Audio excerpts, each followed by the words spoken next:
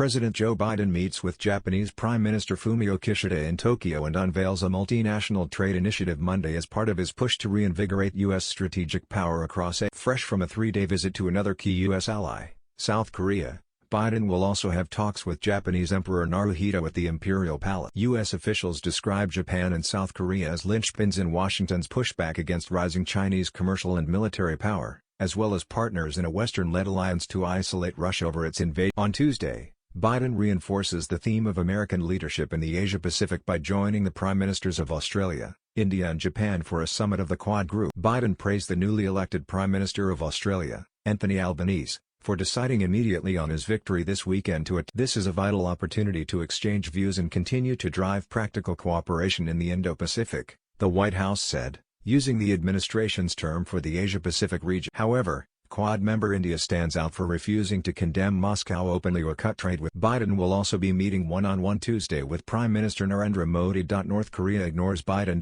Hanging over every step of Biden's Asia tour is fear that unpredictable North Korea will test a nuclear-capable missile or speculation that this might even happen while Biden was just across the border in Seoul did not materialize. But U.S. National Security Advisor Jake Sullivan told reporters that the threat remains and said that the dictatorship has, if North Korea acts, will be prepared to respond.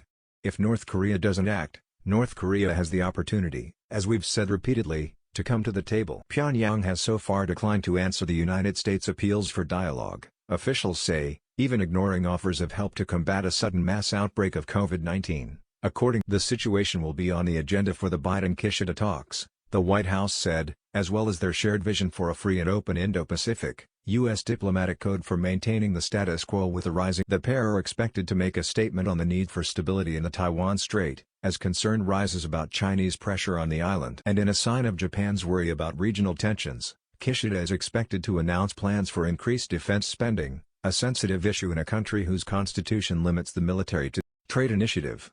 After holding a joint press conference with Kishida, Biden will unveil a long-awaited trade initiative, also meant to cement the U.S. presence in the region. Dubbed the Indo-Pacific Economic Framework for Prosperity, IPEF is being touted by Washington as a framework for what will ultimately become a tight-knit group of Unlike traditional trade blocs, there is no plan for IPEF members to negotiate tariffs and ease market access, a tool that has become increasingly unpopular among American voters fearful of undermining homegrown. Instead, the program foresees integrating the trading partners with agreed standards in four main areas: the digital economy, supply chains, clean energy infrastructure and anti-corruption measures. The White House has so far been tight-lipped about how many countries are signing up, and it faces questions over how agreed standards of behavior between the partners can be. However, there is no political appetite within the United States for returning to a binding Asian trade deal following Trump's 2017 withdrawal from the Trans-Pacific Partnership. That huge trading bloc was revived, without U.S. membership, in 2018 as the Comprehensive and Progressive Agreement for Trans-Pacific Partnership.